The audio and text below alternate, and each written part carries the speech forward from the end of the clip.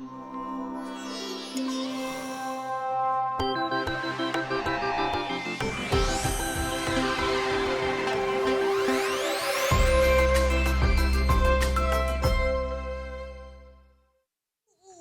minute spin! Almost didn't make it. What's up, everybody? Welcome to day 4 of our Photoshop Daily Creative Challenge. I'm Kathleen. I'm going to be your host. Yes, Sean, I did do a spin. One spin. Your host for the challenge. I'm also on Adobe Live quite often, so if you don't recognize me now, buckle in. I'm sticking around for a while. If you're new to the challenge, go ahead and give me a what's up in the chat. I'd love to say hello back to you. And if you're a seasoned veteran of the challenge, also give me a what's up. I'll give you a what's up back. We've got chat, of course we have chat. We've got Kat, Bobby, Chad, Nor, Dee. Good to see you all. Wow, I'm seeing so many good mornings. I've noticed that the chat has just been bumping the last couple days. Yes, Keita, you did call it. Cat is in black. I'm channeling my inner tuxedo mask today. Feeling cool. Oh, thanks, Aurora. I washed it. Appreciate it. Dee, I'm doing well. How are you? So if you want to be joining us for our Photoshop Daily Creative Challenge, you have one more week to participate because this is the end of the first week. It's a 2-week challenge where you can learn all about Photoshop and build your Photoshop skills just over 9 challenges. So like I said, today is the 4th challenge, and then we're going to pick back up on Monday and go through a whole week of challenges again. Ooh, Kevin says first time ever on the live stream. Yay, Kevin, welcome, everybody. Do little claps for Kevin, welcome. Good to see you. Fighting evil by moonlight, yes, exactly. Cool. So if you want to register for the challenge, you still can if you go to behance.net/challenge/Photoshop. That's where I am right now. It'll bring you to this landing page. And let me get this going. Perfect. All right, and when you get here, you can register by clicking this blue button.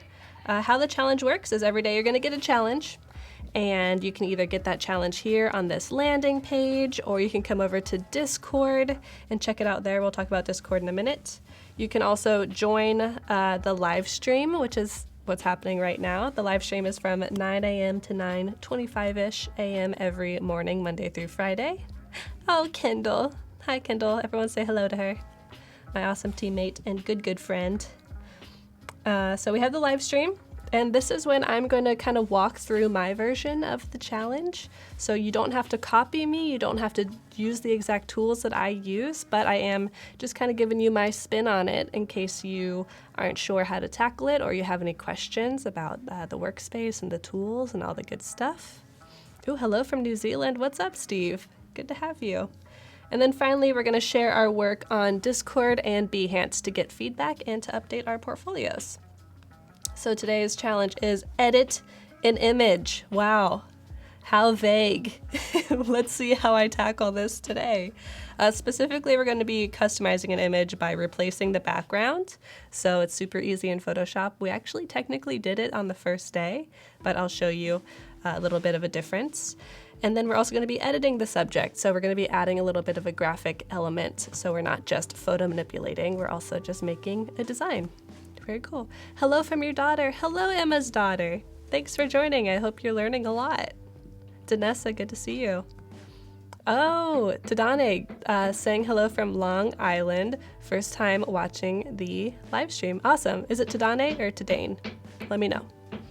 Okay. Somebody's doing construction. So let's jump over to Discord. This is the community chat. It's open 24/7. You can always come here and hang out. If you do join Discord, it's bit.ly/P, Discord. That's the link that'll take you here. Thanks, Paco. Could keep you on your toes. So this is the link if you want to join. And when you do join, it'll take you here. And one of the most important parts about Discord is this design feedback channel that I'm on right now. This is where you can post your work before posting it onto Behance for the whole world to see. This is like your private critique session where you can post it and get feedback from the community. So we have a bunch of awesome mentors over here on the right. These are people who our designers or artists. It can give you some good critical feedback. We've also got Adobe people, and also you're welcome to give feedback and get it as well. You thought it was DJ Paco's track. DJ Paco. Very cool. Okay, so here's some of the stuff that people have posted to get feedback. Very exciting. But today we're going to be jumping into how to edit an image in Photoshop. So I have Photoshop open, and this is kind of the look that I'm going to be going for today.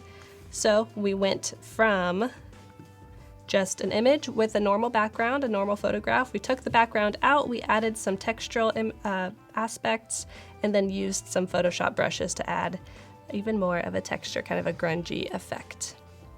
So if you're totally new to Photoshop, we have these awesome templates for you. First thing I'm going to do is just delete all of the work that I did. So we're starting from scratch. There we go.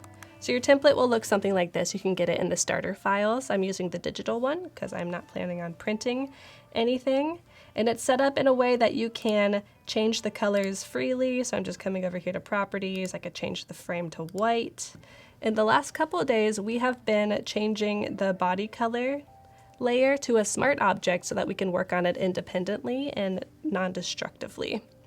So this is already a smart object. All you do to make something a smart object is right-click on it and say convert to smart object, but it already is one, so now it says rasterize layer. All right, so let's jump into our smart object. You just do that by double-clicking. I'm gonna close this one. Double-clicking on it.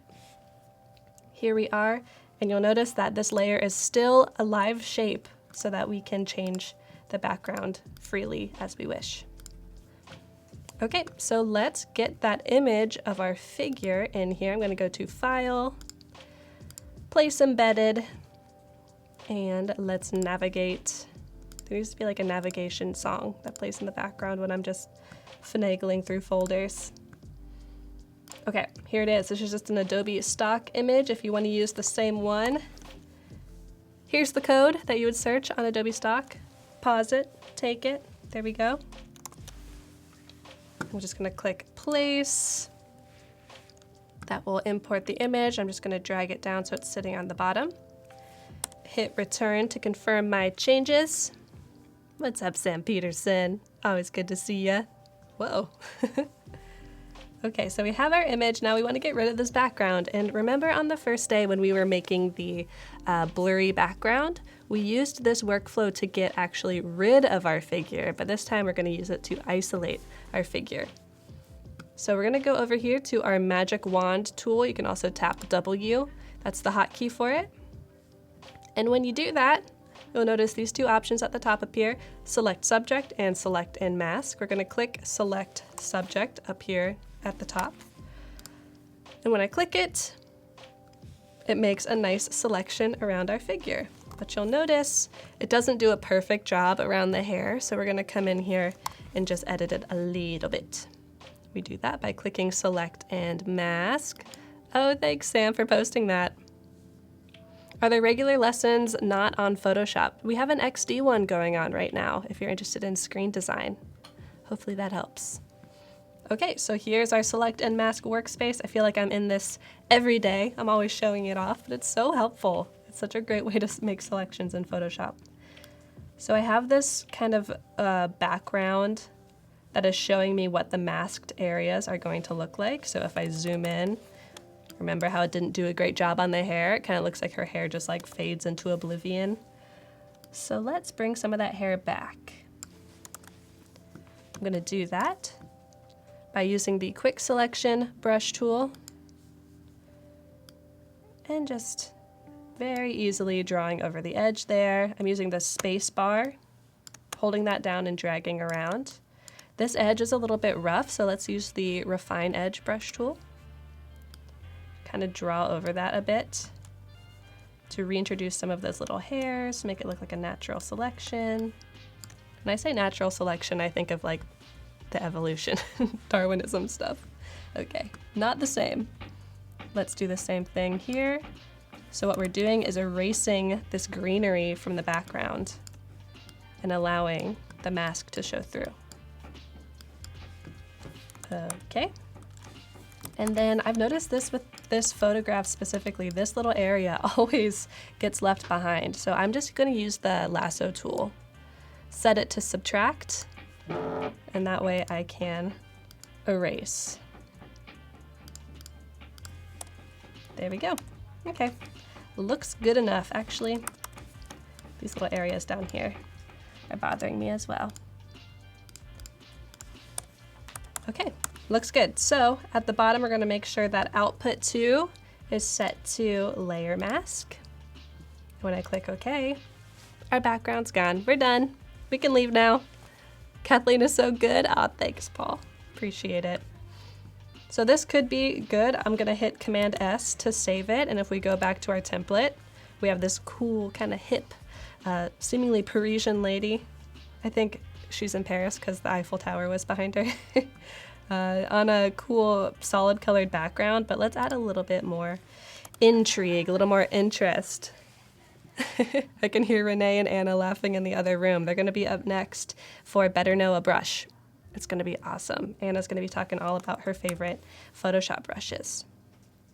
Okay, so the way I'm gonna add some visual intrigue is I'm gonna introduce some ripped paper. Can't get any more grungy than that.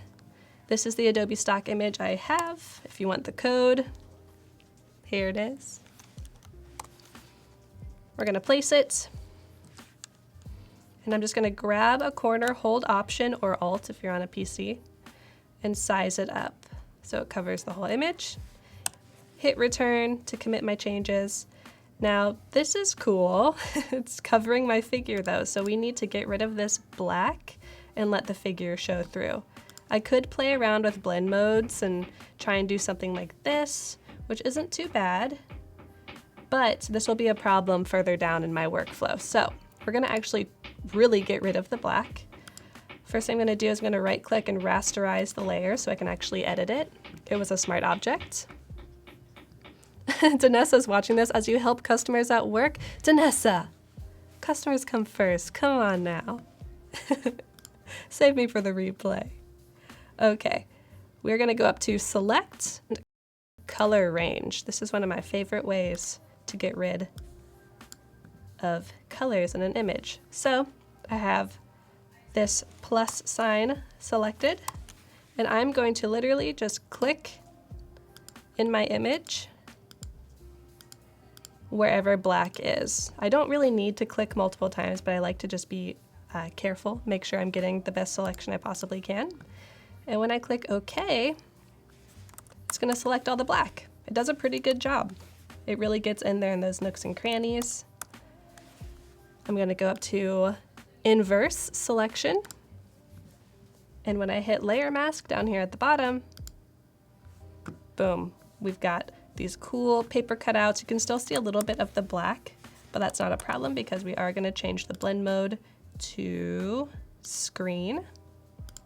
And you'll realize why I actually had to get rid of the black pixels in just a moment.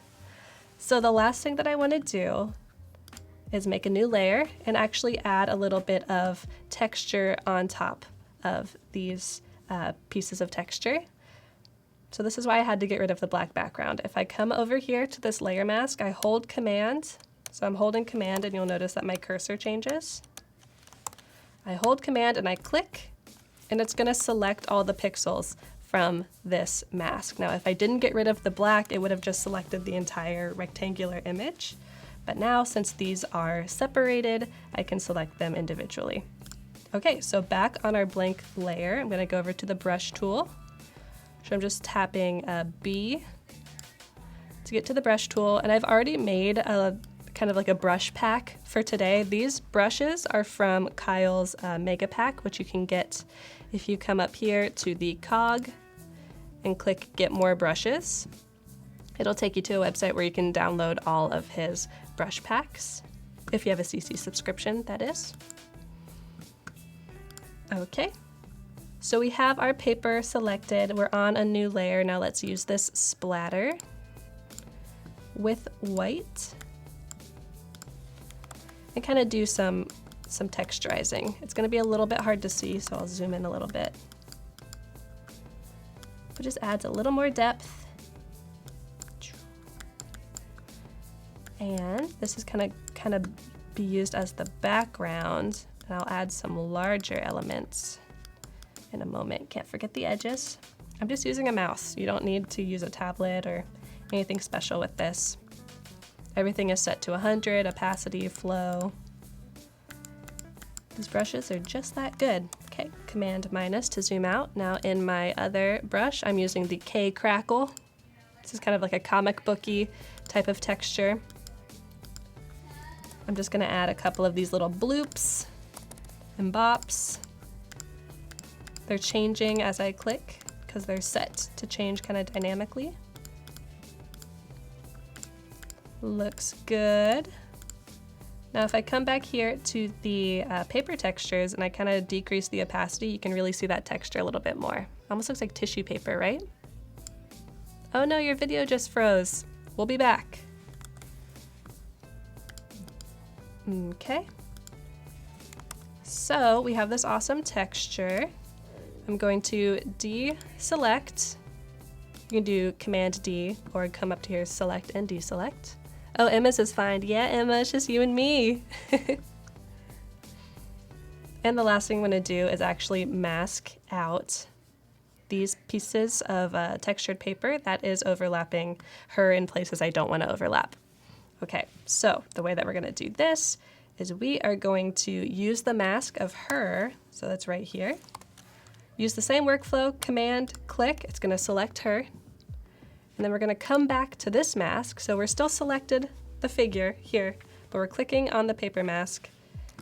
And I am just going to paint with black with a normal brush. This should do it.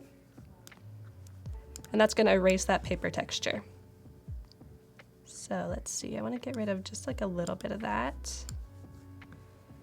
Get rid of some of this. And maybe I want to get rid of this one instead. Cool. Now it's leaving that cool splattered texture on top of her, but getting rid of the paper. And if I want to get rid of the texture a little bit, I could do that as well by just erasing it. Looks good. I'm excited to see what you all do with this. This is kind of like a really do your own thing with it. You definitely do not have to do the paper and the splatter and the figure, but really just getting rid of a background, adding some cool graphic elements. So I'm gonna hit Command Save. Let's go back to our poster, see how it is. Looks pretty cool. Let's change the frame color. Originally I was using kind of like an orange that was just a little bit deeper, a little bit more saturated. We've got the poster number set to 4, looks good. Let's see, and I'll show you a couple other options that I worked on earlier, just to show you what else you could possibly do. Here we go, opening those. So I had this kind of like checkerboard Harlequin pattern mixed with some cool texture here, kept the drop shadows and the paper texture from yesterday. I also did this, so using a splatter shape that is in the custom shape tool. There's some kind of grungy shapes, so I used this one right here. Did a similar workflow where I added texture within the shape. But I think I prefer the one that I just worked on the most, this one. I think it's pretty cool. So let's go up to File. Here we go. File, Export. Export as. We're going to decrease the width to 800 just because we've been doing that for all of ours. Want to keep it cohesive, making sense. Export all. You like the checkerboard one? Cool. I like that one too. I liked how it went in front and behind the frame. All right, navigation. Day 4. Let's rename this something a little more sensical. Day 4. Poster. Saving it. I'm excited to see what colors you all use too. I've used a lot of orange and blue in all of my designs. All right, we're gonna move to my profile. And remember, we are just editing one project over the course of 2 weeks. The alternative looks like a pigeon attack. Oh no. Oh no. Gonna hover over this cog, click edit, open our project editor, and we have all of our beautiful posters. See a lot of orange. I don't know, maybe because it's summer. Well, this one wasn't very orange at all. So we've got day 4. And then we're gonna upload our media. Okay, day 4 poster, here we are. And it's uploading, it's uploading. Boom, very cool. So you can really see this awesome texture that we got by using the color range selection and then making a mask. Using screen to make it a little bit transparent, adding a little more texture, a little more depth with these splatters, the Kirby crackle. And we have this cool, fashionable lady looking back at us. So in my settings, in discoverability, I'm gonna make sure that PS Daily Challenge is there. Clicking save. Let's check it out. See how it's looking. All right, clicking on my projects, scrolling on down. And remember, we use the the photo grid tool for this to make them next to each other, the 2 different options. I think I prefer this one, the one on the left. I might just delete this one. It's my project, I can do what I want. What's up, Bodhi? How you doing? We have shoreline. This one was a good one. I liked that one yesterday. And there we go. I could even go back and kind of add a grainy texture all over everything because this is very photorealistic and the rest is very designed or graphic designy. So I kind of want to flatten out this photo a little bit. Maybe I'll go back and do that one. Okay, so if you want to check out other people's submissions, you can search PS Daily Challenge, see it over here, in the search bar, and then sort by most recent of all time. That's going to get you the most recent poster submissions. If you made your poster on the first day or you made your project on the first day, it might be near the bottom of this kind of set. But let's see, let's look at a couple of these. I'm excited. Ooh, this was from last challenge. So let's do maybe this one. Ooh, I like this cover image, that one. This one looks like mine. I'll open that one too.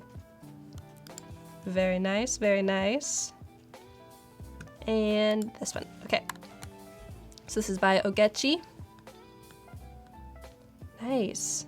I feel like the deserty and kind of arid vibes with this color palette, but you're not shying away from saturation, which I like. Where did I get my brush pack? You talked about it when you did the Camp Photoshop t-shirt challenge. Yes, I will show you super quick. So if you go to brushes, you come up here to this cog and click get more brushes. It'll take you to this site where you can download all of Kyle Webster's brushes. So I'm not logged in right now, so it doesn't show them, but you can, if you have a CC subscription, you can get his mega pack, his screen tone brushes, all kinds of good stuff. All right, back to the portfolios. Nice, give you a thumbs up. I was really into this cover image, these kind of cool blobby shapes. Did you make these in Photoshop, maybe with the curvature tool? A little Ed Sheeran action. Nice, these almost look like sound waves. And you're taking a horizontal approach.